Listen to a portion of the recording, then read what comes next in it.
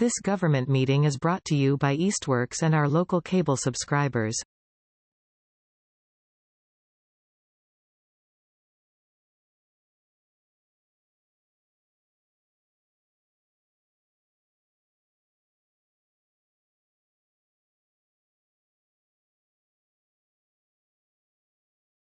So I guess we'll just go ahead and start. Everybody getting a chance? Should I give you one more minute to look over that?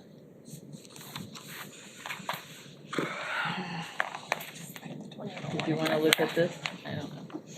There's a tornado warning? No, from your art in the garden, I totally forgot that happened. Oh, the minutes. Yeah. Yeah. 3 o'clock, right in the middle of it all. Keeping it Yeah. Exciting. exciting. Yep. All right, so let's go ahead and start. Thanks everybody for coming. Nice to see everybody. Here we are in October, although you wouldn't know it by today's weather, right? Do we want to turn on the camera? It's on. Oh, it's okay, great. All right. So, does anybody want to move to approve the September minutes? Motion to approve the September minutes.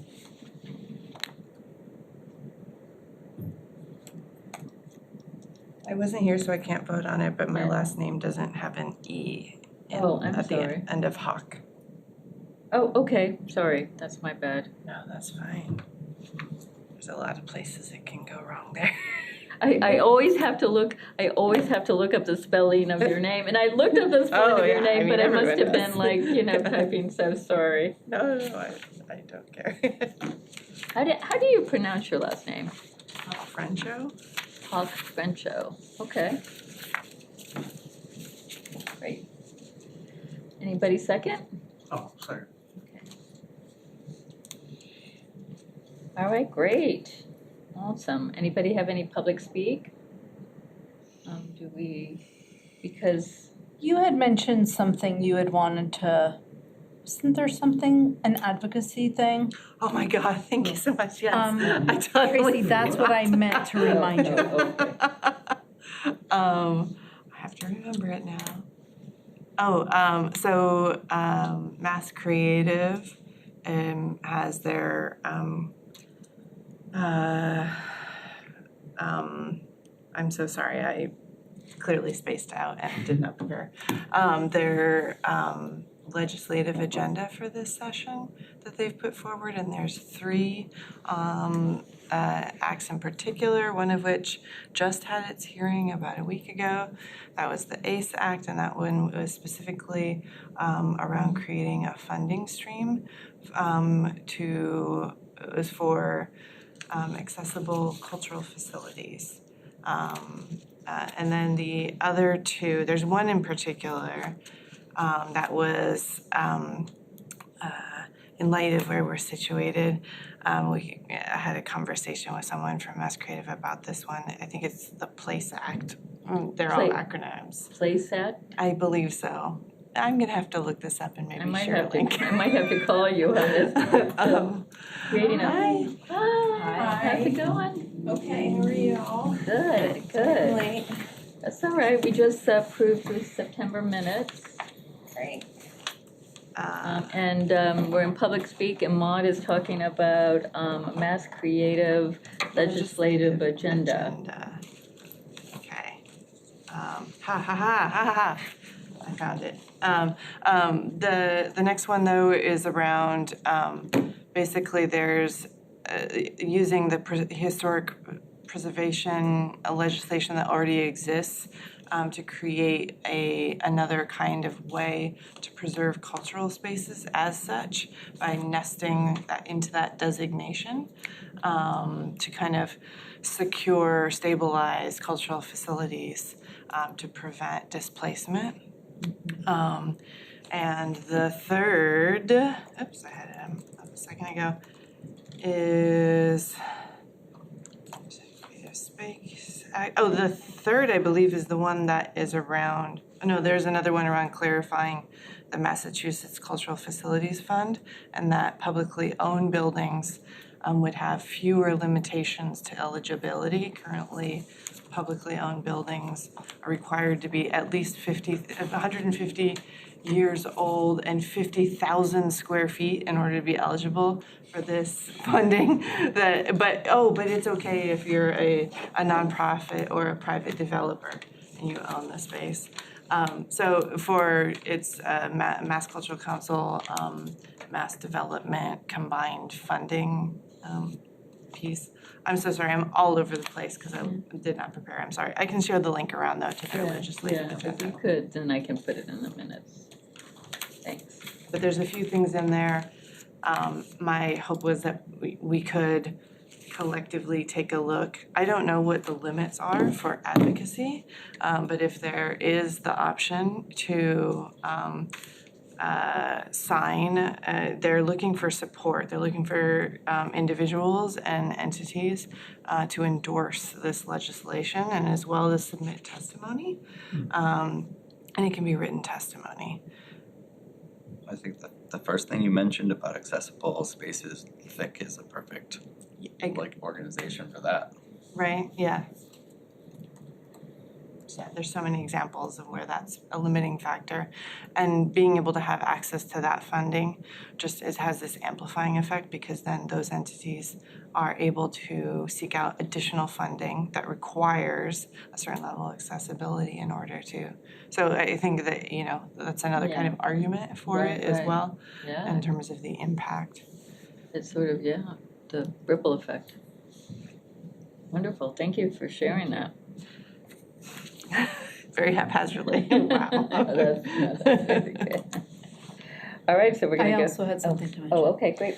I also wanted to mention that I just came to understand that there, for a couple years now, there's no longer a limit within the municipality on how many city committees can have remote options for joining our meetings. When the city was using Zoom and it was paid, there were limitations, and ECA was not a city committee that had the permission for that option. And because there were conflicts with other simultaneous meetings, et cetera, et cetera. So now that everything's been on Google, it's a very easy thing to add, and I wanted to, it's not on our agenda, but I wanted to check in with people moving forward if that is something, I don't know if I can even ask really, like, I'm just. Yeah, I mean, it's just administrative. Yeah, just, that's something we can add to our meetings moving forward, to just increase options for participation. Yeah, so it would all be on Google Meet, not all, the hybrid component would be Google Meet, that's what the other boards and committees use. The one thing I do wanna add is if a meeting is advertised as being hybrid and the technology doesn't work, you cannot hold the meeting. You Oh, that's have to good. be able to, if people have been told they can attend remotely and there's a technology issue, then it's denying them the opportunity, so you can't meet, so you would have to reconvene and repost the meeting. So I just wanna make everybody aware of that, cause it is a component. Can we do that with this system?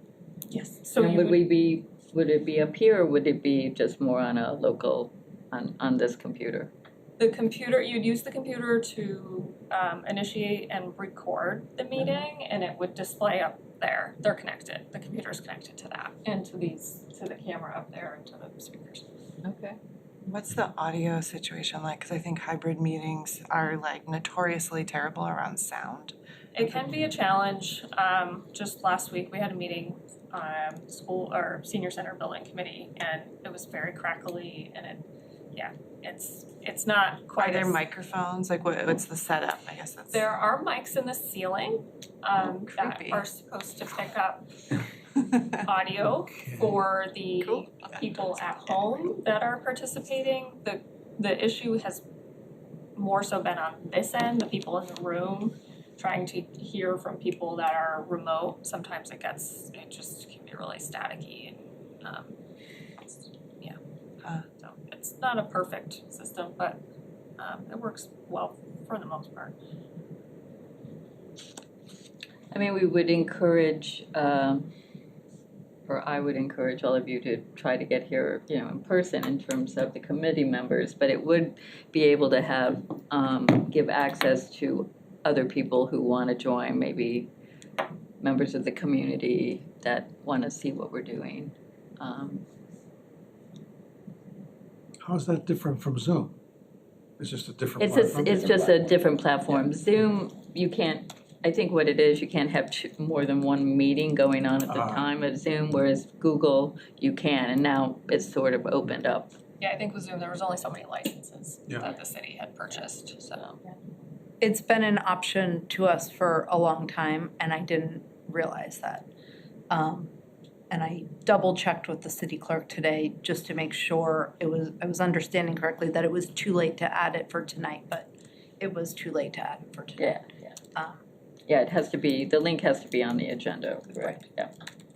So I guess we could, any other thoughts? I mean, And the city clerk, when I talked to Marianne today, she said that that's something she could easily add to the agenda. Like, we could add it, she could add it. It's easy. how does everybody feel? Gonna have to dress up every time. You're gonna have to dress up, Ted. That'll affect me too.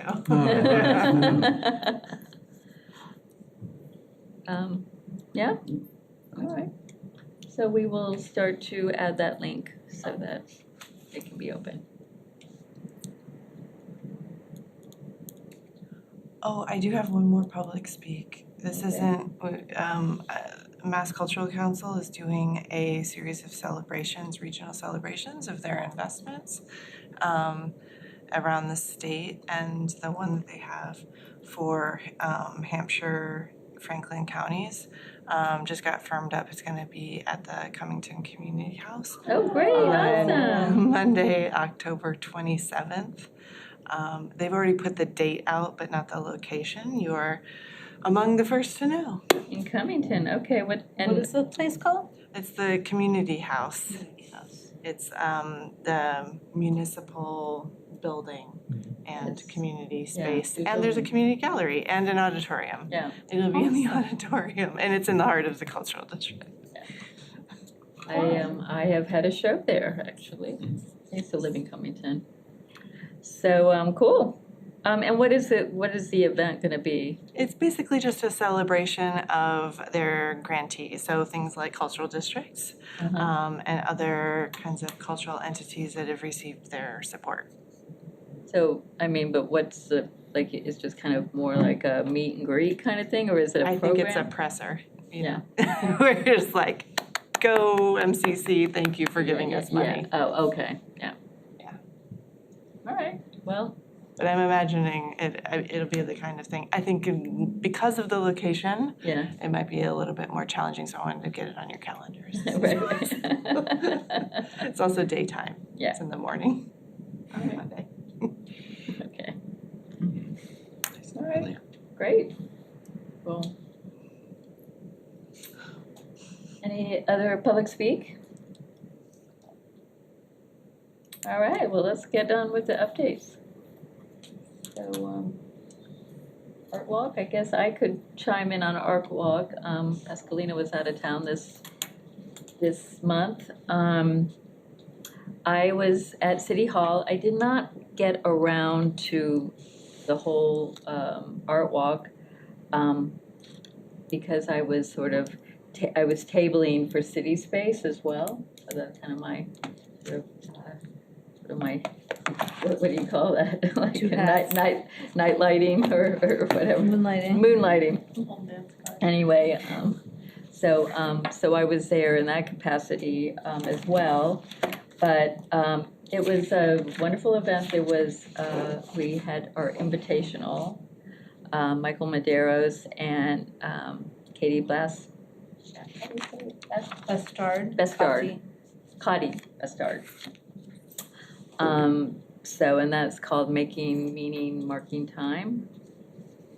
And so that was, that's in the ECA gallery, and in the big red frame was the Three Marshas.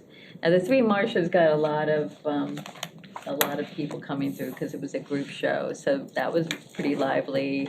The Bluegrass was pretty lively, but it was a gorgeous day, and it was Porch Fest. So it was a little slower than normal for October. So usually October is a really good month for us. I just think the weather was, everybody wanted to be outside.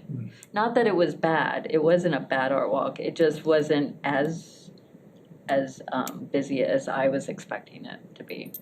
It was light but continuous. But Like I was in the continuous, yeah, gallery yeah, for a yeah, while yeah. with Mike, and it was pretty just like people came through. Or Right, yeah, no, it was a good art. I just wanted to. And I make a note heard of some that. good things from a few of the participating venues at Eastworks, that it was a really nice night, really special. I'll also add that Miriam Habib, who we Yeah. hired, worked Art Walk and made her rounds and did the posts, and this was her first time doing all of the social media for Art Walk. And I was so happy to have her here. But yeah, so she's been doing a Yeah, great she's great. job. I got to meet her, and she's lovely and on top of it, and was, engaged in taking pictures and all kinds of stuff. So yeah. Poetry at the Park Hill. Yeah, so we had our first Poet Laureate event of her term. Carolyn Zajkowski had organized a series of presenters.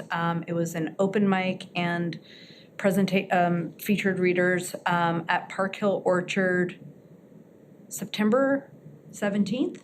It was a Thursday night, and we had more than 50 people come. It was like another one of these lovely, sunny, warm fall, I guess it wasn't technically fall yet, but late summer, early fall weather nights that we're having. We had coordinated with Russell and Elaine at Park Hill. Everyone performed on the Willow stage, I guess they call it. It's like a Goshen stone stage by a willow tree, but very accessible. And it was kind of like light amphitheater sort of vibe. Most people were on the lawn and some people were on picnic tables. But it was a very, very lovely event, and their store was open, so people went in and got refreshments, and it was very special, very lovely evening. We also set up what's being called the Poetry. So in this little grove of willows right behind the stage, we hung ropes, and there's like little prompts, and it's like poetry, like tree. But yeah, we talked about this last time. I remember. And I went over the other day to refill the paper.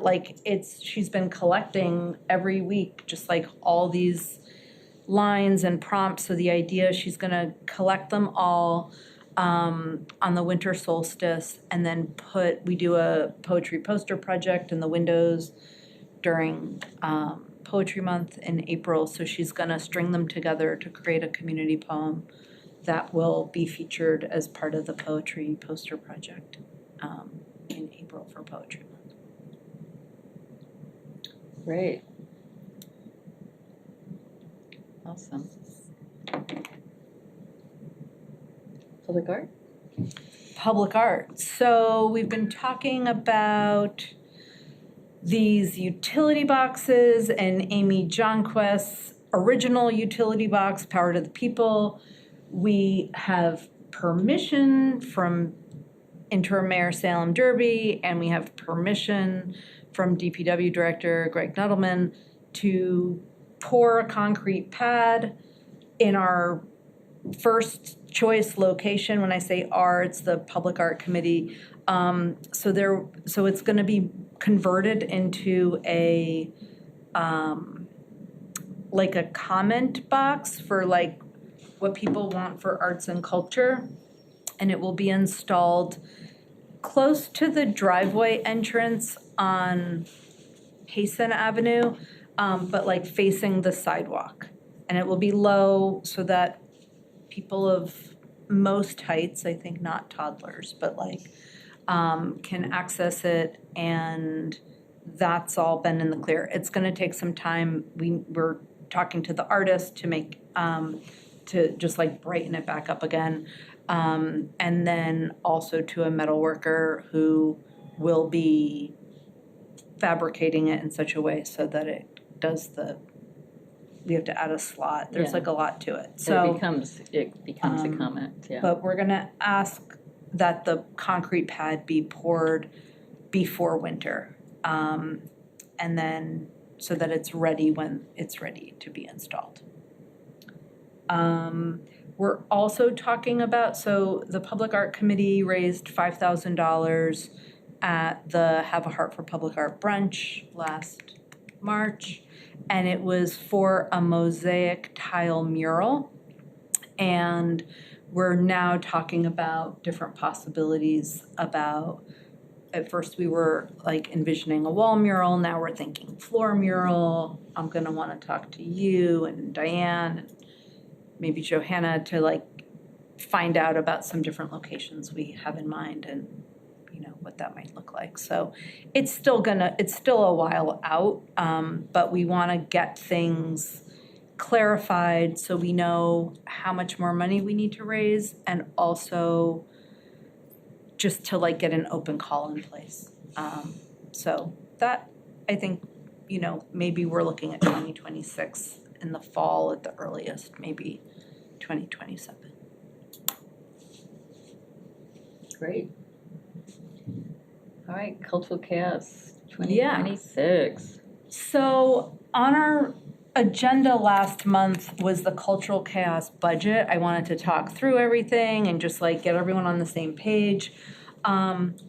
We didn't end up doing it because the meeting was running very long, and in a way it was kind of the way it all worked out. I was able to meet since then with the Cottage Street Cultural District Subcommittee.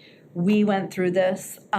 We had some really great conversations, and it was very clear among the group that like if we could access funding and if we get funding from MCC this year, that is like very much something we want to continue to do. And I got an email from MCC the other day saying that they are in fact funding the Cultural Districts program, and it will be at the $15,000 again, which is just a big relief. Yeah. I'm yeah. so glad. We were, I was we were really sweating bullets there for like a minute. buckling my seatbelt for taking some. So I do want to just, we don't have to like walk through it all, but I just want people to like have a sense of just the rise in costs. And I'll just let you all know a couple of notes. So the top line, we're not going to go through everything. I just want to orient you a little bit. The top line is what we have spent on art, music, and performance. So I started working at Easthampton City Arts in November of 2016. And at that time, it was a 7-hour festival, and the total money, like hard cost, was $22,500. And our total programming budget for the year was like $45,000. So it was like everything else, you know, the organizational like equity of like how funds were spent, it was like boggling my eyeballs when I got here. It was sort of the first thing I did was like look at that differently. So I didn't feel a need to go through the old budgets and fill those in. I changed it. We changed it to a 5-hour party. It changed a lot of it, like allowed things to become a little more affordable, and it became a $10,000 thing. Festival for 5 hours, which felt very reasonable. And then we started raising more money, so it was more like 20% of the budget, you know, which felt a little more true to what it is in terms of our preparations and all of that. And then I budgeted for $10,000. We took a 2-year hiatus during COVID, 2020, 2021, we didn't have it. 2022, we had it again. And I was like all, proud of the $10,000 thing. And then it was like, oh yeah, everything's more expensive. We're paying artists more now too. So, but each year since we reopened, the numbers have gone up. And so I just sort of want us all to be aware, like if we look at what we're paying for art, and then if you look under infrastructure, the bottom line, it says total other expenses, so non-art expenses. You can see that it's like about 50-50, sometimes a little bit more. In those in-kind expenses, in 2026, I have been told by DPW that they most likely will not be able to cover that 1,500. That's for placing the Jersey barriers. So that will be added to our cost. And then the police department the last couple of years have been, like they said it was 1,800 this year. I put 2,000. I think it was actually like much, much more than that.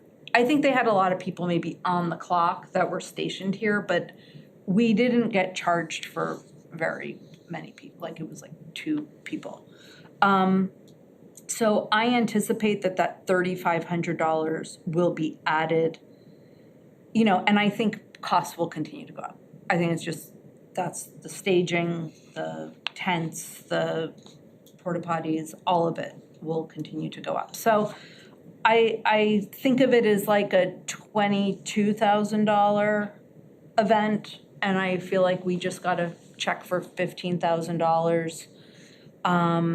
One of the things that I really appreciated about the conversation with the cultural district was we started thinking like, if the money doesn't come in, like what's the plan?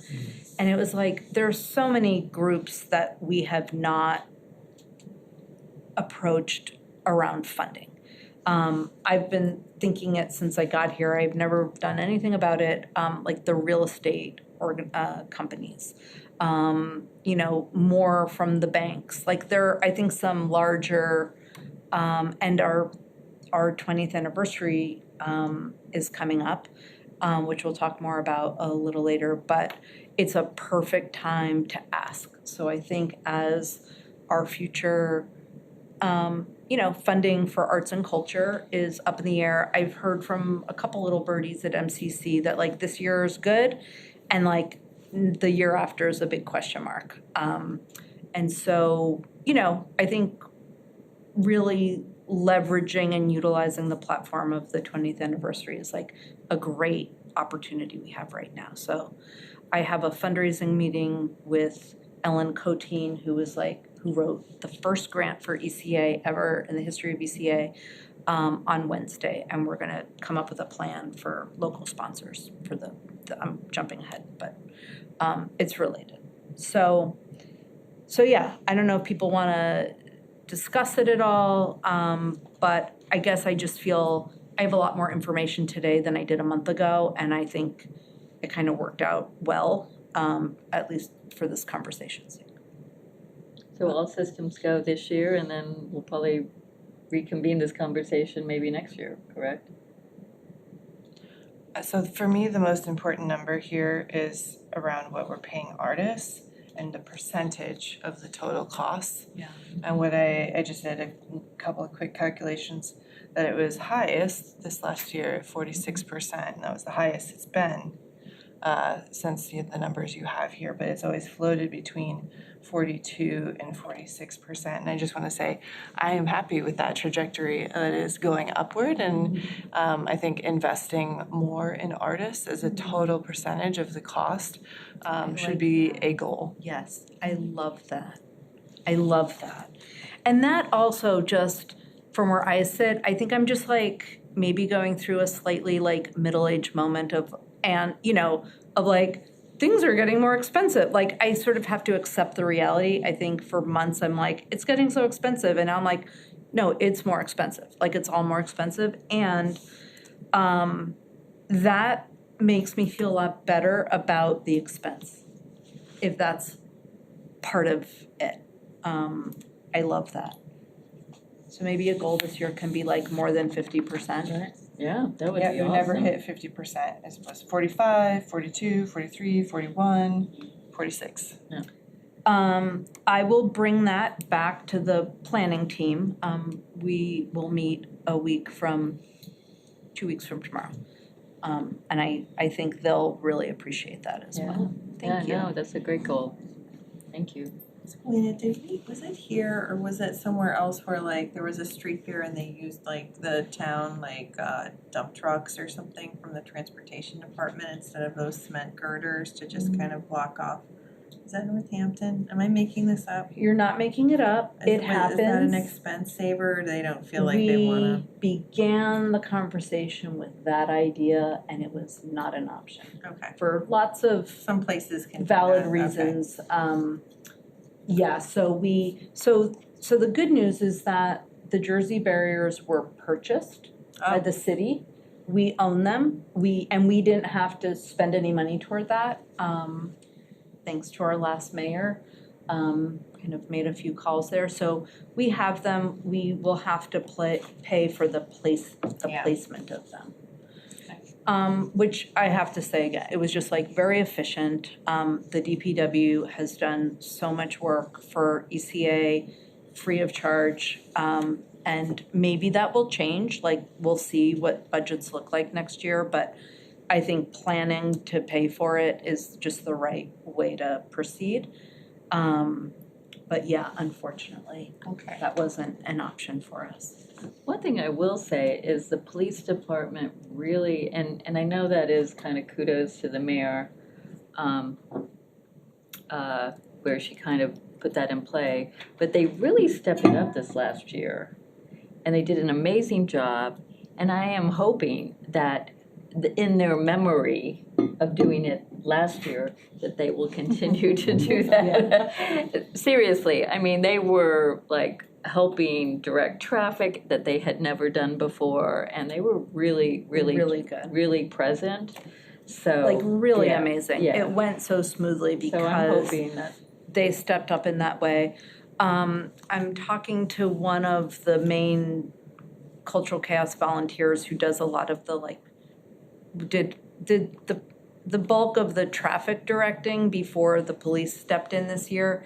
And she and I were talking about maybe different ways to locate the makers market. Like we were thinking about not just financially, but how this has grown from like an infrastructure standpoint, and our capacity is really the same, but it keeps getting bigger. So thinking about like the loading in and loading out of the vendors is kind of like the thing that could, I think it's like our most vulnerable place, like the festival's most vulnerable moment. It's like if something goes off, there will be a big trickle.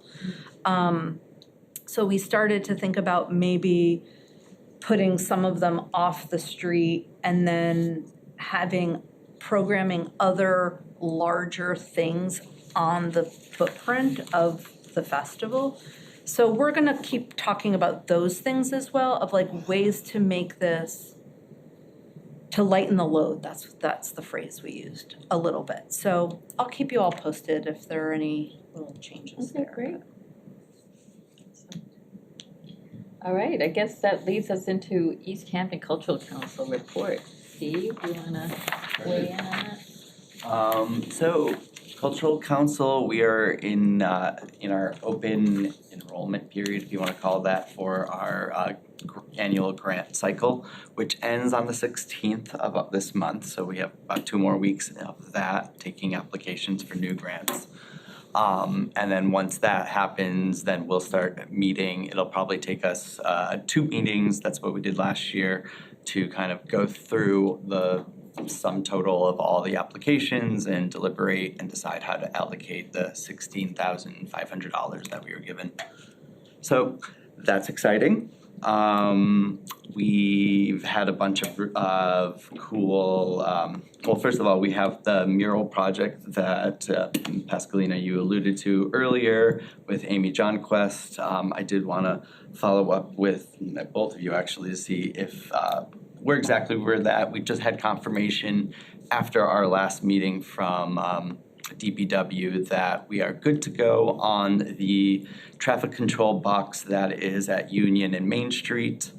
That one we can do like right away, and then in about 3 years, they're gonna start a construction project and that'll get pulled but saved, and then we will relocate it.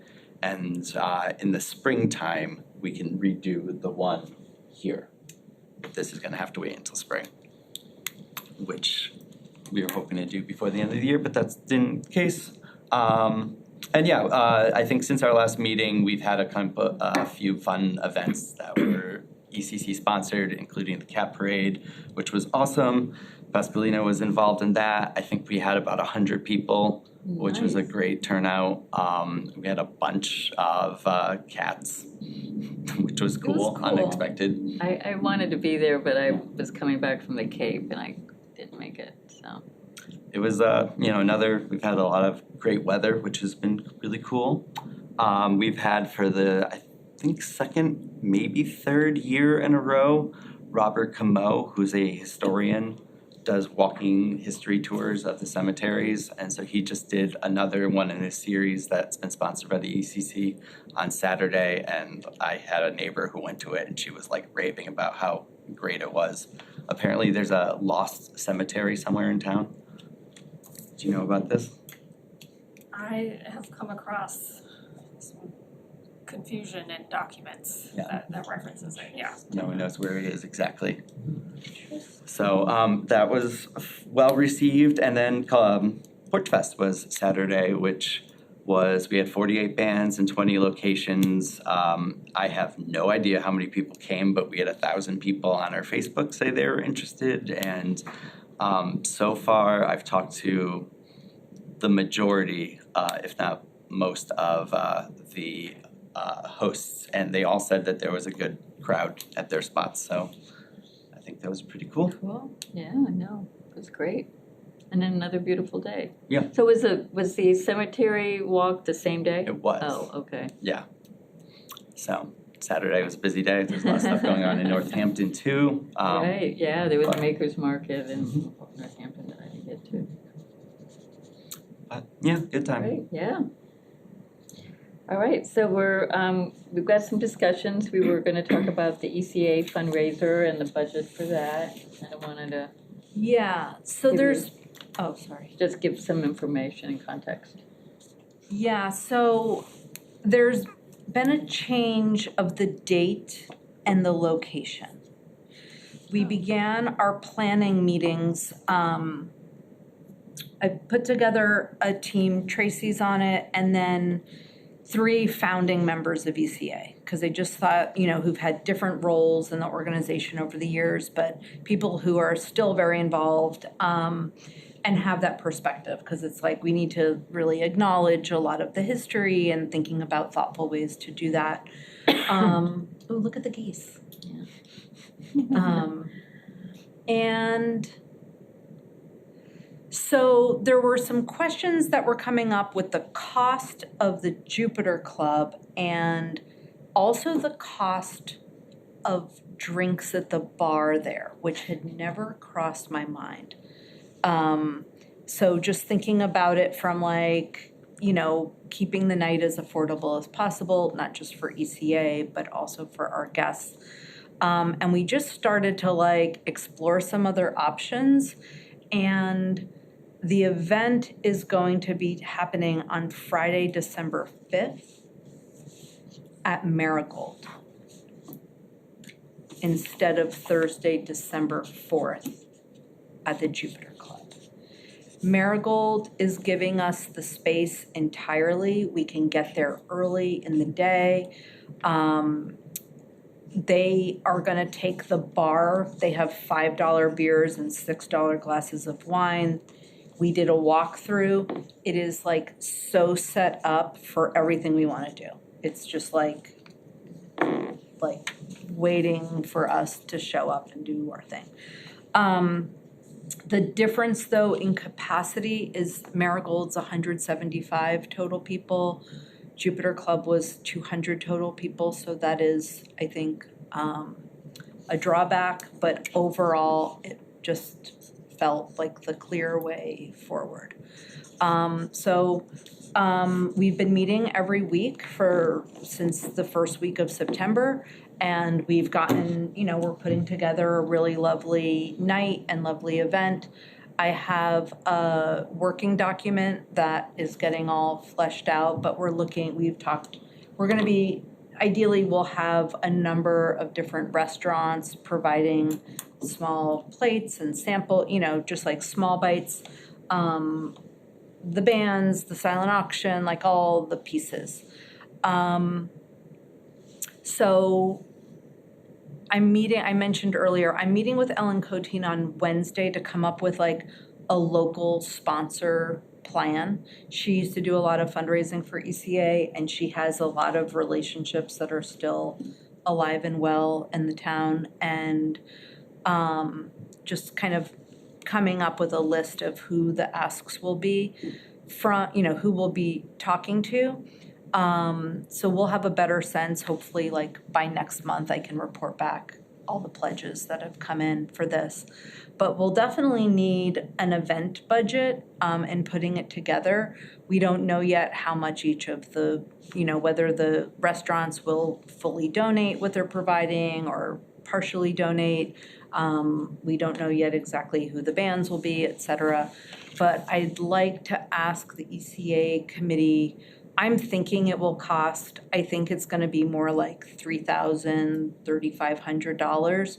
But because we don't know, I think the right thing to do at this point is to ask for like the top end, which it will not exceed $5,000. I don't think it's even gonna get close to $5,000 because I think we're making some smart choices about ways to raise money and not spend so much money. But I wanted to ask if that would be something Yeah, we we want could to do. vote on that. We're gonna need to take a vote on. So does somebody want to I'll make a motion to vote on the full $5,000 budget for the ECA fundraiser. Second. Second? All in favor? Aye. Okay. Great. I have a new business item. Okay, so we're gonna go to new, do anybody wanna have any questions about the fundraiser? How fancy is the dress? As fancy as you wanna get? I think it's shaping up to be a really nice mix of very special and celebratory, and also like very grassroots community spirit, like come as you are, like just, in the spirit. It's very in the spirit. I'm looking forward to getting dressed up. Yeah, think I mean, should I am too, so I am contextualize, yeah. encouraging everybody. Uh-oh. We're artists after all, right? One thing I'm thinking of, it being at the Marigold, parking on Cottage Street can be difficult at best some nights. Yep. Is there any way to kind of survey Amy's and Seven's and see if they're gonna be having Friday night's usually a music night, if they're gonna have bands present? Because parking, like I said, parking can be really a nightmare over here. Mm-hmm. And if it's in December, you're gonna have people walking from here perhaps. I mean, it's not We that far. encourage people to use the Maple School lot. I don't know if you saw Salem Derby has decided to reopen that to the public, and the DPW is making some improvements to improve some of the okay. potholes and Yeah. such, which is much, I think, a quicker route. Yeah, that'll So take care I of think it. maybe some of the messaging around the event could encourage people to Yeah, some seek out that signage too. parking. Yeah, we have signage from our spot lot days around parking, and we can definitely here and at Maple Street School. Yeah, I actually already ordered a sandwich board sign that will probably go out next, like on the little improved island at the intersection of Cottage and Chapel with an arrow pointing people in that Oh, direction. great, So that'll be ready by then too. Wonderful. That takes care of that. That should Yeah. help a lot, Yeah. I think. Definitely, that's really good to That's know. a I good- did see yeah. the post and I wasn't even thinking about it. That's great, because, I mean, we're always looking for parking, and that's just gonna be ongoing, right? Yeah. Yeah, I guess there has to be a little bit of discussion about maintenance, snow maintenance and what have you in the winter, but I would assume it'll just, it'll be maintained all winter. Perfect. Great. Anybody else? I have a weird question, and not that weird, but it sort of feels related to cultural council and the Marigold, and the Oxbow wants to show a film about the life of Gregory Gillespie, and it was shown in Northampton last fall, I think, at the Academy, and we wanna screen it as part of our programming, but or not screen it, but show it, and I'm just wondering, like, what if we do a pre-sale, or not a pre-sale, but like a pre-reserved tickets, cause it's gonna be free and open to the public if we get the grant. No conflict of interest here, but anyway, just if it looks like there's a lot of people, could we talk to the Marigold and see if we could show the film there or something? Like, is that something, what would you do if you suddenly realized you needed a bigger venue than you had for a programming event? Marigold's a great place. Yeah, Miracle It would could- be perfect, yeah. Okay, so that's, cause I just noticed you just went over there and talked to them and they. Yeah, Glenn's fantastic. Okay. He really likes supporting local initiatives and Okay. yeah, you should just stop in. Okay. Say hi. Absolutely, yeah. Yeah, no, cause that's that's just occurred to me, cause it might draw a bigger, I don't feel like the Oxbow can really handle more than 40 people, Right, right. And they have a big screen Right. with a projector and it's Okay. nice sound and Yeah. Okay, That'd a be bar. perfect. alright, You can bring food, talk to them. right, okay, The other idea would be the Blue Room. right, okay. For at a cost, or well. Let's talk after okay. the meeting. All right, sorry. It's okay. But yeah, I can help point you in a few different directions. Okay. Great, awesome. Well, that sounds like a fun event. All right, so, new business. I have new business. This should have been on the agenda and it's not. I was thinking we were all set. So I just want everyone to know that I have spoken with the Gazette about this Easthampton Futures Report being released. We talked about, so there's a mayoral forum on Tuesday, October 14th. That's Mhm. a Yep. week from tomorrow. Yep. And the article, we are talking about it, he couldn't guarantee, but all signs point to it will come out this week. And when it comes out, we had talked about this being a shared Google folder with the Easthampton Futures Report, with the goals and strategies as they're being updated. And then there would be a form for feedback. And I just wanted to, I just put this together. And So back up, so you're talking about, this would be, talked talked about about this. in the Gazette article that would air, that would be printed before the mayoral. yeah, I just thought as soon as the mayoral forum happens and then the election's a few weeks away, it's just gonna be all about the election. And as a way to make this announcement, also ahead of the forum, in case people wanna ask arts and culture related questions, yeah, I just thought, Right. we've been talking about it. So the article is gonna focus on the project, the halfway mark, the fact that it was unanimously adopted by city council, et cetera, and then to say it exists and you can go check it out.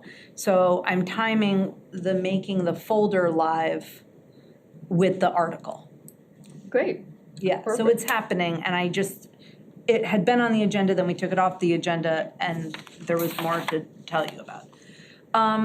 So as I was putting this together, it just occurred to me, like, do we want to ask questions, or is it just specifically like a feedback, like just a space for people to write? Like, we don't have to ask this question. It's not a questionnaire. I think in my mind, I was putting together a questionnaire, but it's, yeah, like, because I've done that, but it's like, I think this is not that. It's just more like, if you have something to share, this is the way to do it.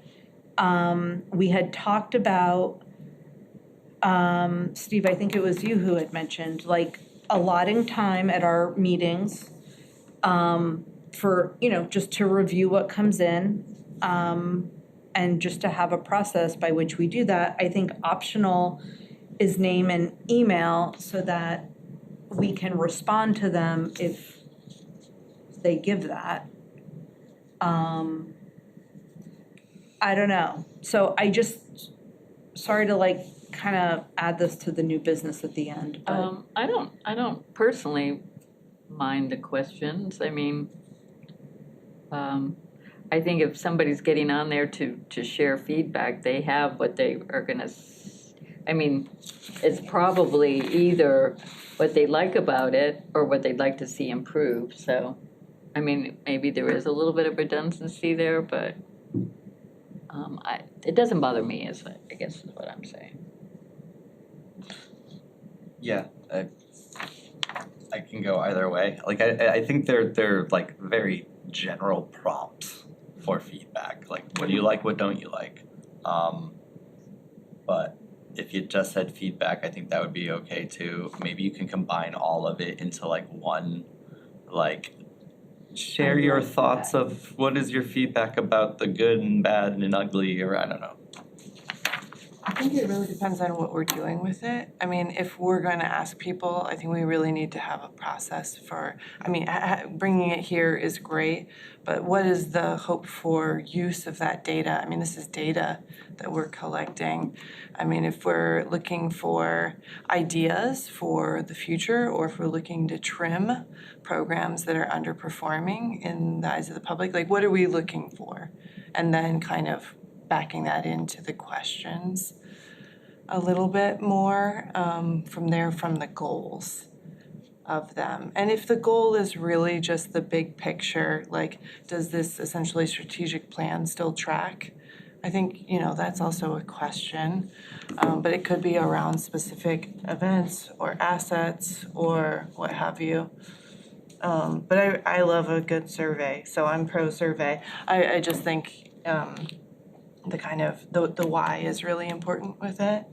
And I think with improved is asking for negative feedback, I would push it more in the like, what would you like to see more of? Or like in a kind of the prompts to be kind of asking folks to be really generative in their thinking. Well, I think actually the way it is kind of like almost underhanded in a way, because you have, like, most people are gonna like write negative feedback. That's, more than people write positive feedback, they write what they don't like. But when you tell them, write something you like about Easthampton's art scene first, before you tell us about what you don't like, it's kind of like a psychological, like, calming thing, like, the praise sandwich, where you like say something nice about someone and then give them the bad feedback and then something nice about them. This is interesting. I almost, so when, and like in terms of what is the goal, and I talked about this with the reporter a little bit too, like, I think with the Easthampton Futures Project, we set out a process, and then it was like we had to be prepared to be surprised. Like, we didn't know what would come. And that informed our decisions. It guided our understanding of things and the choices we made. And I kind of want to, like, this is a living document. And so the idea that there could be feedback feels important. But I almost feel like maybe if we wanted to make a survey, it's separate. Like, I think maybe there's like a feedback form, but then there's also like a survey. Periodic survey. That could be. And I think, in that kind of spirit, it could just mimic the initial prompts from Depict as well, to kind of keep it like same in this kind of parallel but durational kind of, question so that you can compare like with like Interesting. over time. There were 3 main Yeah. overarching, we Keep it on that track. that's interesting. Yeah, to your data point, you could just feedback, and then at the end, it's just like some quick, 1 to 5, how do you rank your feelings about the art scene here? And then if you just collect that over, a year, 2 years, you can start seeing some kind of patterns. Maybe, I don't know. So, this isn't great. The timeline of this week. I can put something together and share it tomorrow. If you all want, based on this, is that I a little I feel like not like ideal? whatever gets put in place for this, we could always tweak it. Yeah, so Like, I don't feel like it's like, oh my gosh, it has to be that, it could be It's a tweaked over. landing Yeah, pad and yeah. it can evolve. Right. Okay. Yeah, I think just getting something probably a little bit more generic for when it goes live with the article, and then thinking more about this why and what we're hoping to gain from the feedback. Yeah. Can, then there can be some evolution to the. Okay, does that feel good to everybody? That feels like a big relief Perfect. to me. Perfect. So. I'd be happy to chat with you. That I'm would a be fan of great, doing Aude. stuff I know, like you're that. very, very good at it. So how about for the landing pad for this first go-round, it's really truly a feedback form, it's like a comment card. Yeah. Yeah, sure. And that it's just there, and that's gonna be interesting too. See what happens. Can I include this optional thing about name and email and if they wanna learn more? Yeah. Because that just seems like, We should always be gathering. yeah. Yeah. Everywhere. And I'm gonna take these questions off because I think nothing is neutral and that's yeah. And this little, I'm gonna put links to the project and the goals and strategies. Because I don't want them, ideally they'll take a look at what else we're sharing before being like, you should have an annual street festival in the Cottage Street Cultural District. It's like, Yeah. well, we're doing that. Okay. A fairy festival. Excellent. Cool. Well, thank you. That's great. And this is a conversation we can continue to Yeah, have. absolutely. Thank you for your feedback. And what's our obligation though, to we'll read it every month, we'll Well- look in the inbox and see what the feedback says and then discuss it as a All committee? I said is that we would review your questions and feedback. And so I think we get to decide on a case-by-case basis, Okay. if we respond, how we respond. But I think we do want to look at these on it, either monthly or every other month or something. Consistently, for sure. I think monthly. Monthly I would be, said, yeah. I think that just keeps it, keeps it going. And then maybe little replies, right? if they give us I think it's just a case by case. Yeah, I okay. think we'll see, a lot of I people think- probably won't put their, This is minutia, but I think everyone should get a response saying, thank you for replying, Yeah. for We're out of the So like office an right audit. now. Yeah, Yeah, just it could be on auto, But- yeah. just an do they acknowledgement. have to Get that give if their they- yeah. email? They Yeah. have to give their email for that. Yep. I don't want names and email to be mandatory. Or do we want it to be? Then, I Well, think I people mean- should be able to freely. But Then they wouldn't get it, right? But the thing is, if you're going in, you are on an email, right? You have to go in through an email. So I think we could just do an Google Forms can do that. it's just an auto response of thank you for your, it doesn't have to I be, think you can do it, yeah. Okay, I will look into the audit thing. This is reminding me of one other caveat that I think we should add in here, that people know that we are appreciating people's feedback and we are looking at it in the aggregate. We are not trying to be beholden to anyone's individual responses, as valuable as it is. We are looking for patterns across the board, and that is where we make decisions, not on the squawkiest squawker.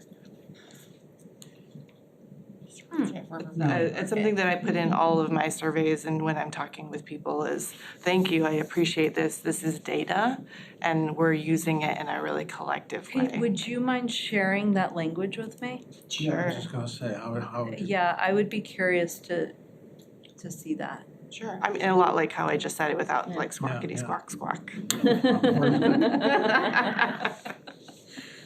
Yeah, no, that's great. But just to kind of set a clear expectation, Yeah, especially if people we're don't gonna think, yeah. respond to people, that it's like, thank you, you individually did something really valuable, and that does not like spur us into action on your individual whatever feedback it is, necessarily. Yeah, I would be curious to see that. Great. Thank you. Awesome. No, I think this is great. And exciting. We're finally I know, it's announcing happening. this, you know? So yeah. All right, well, I guess the meeting is adjourned unless we have anything, other questions or comments? All right. Thank you, everybody, for coming. Thanks, everyone. This government meeting is brought to you by Eastworks and our local cable subscribers.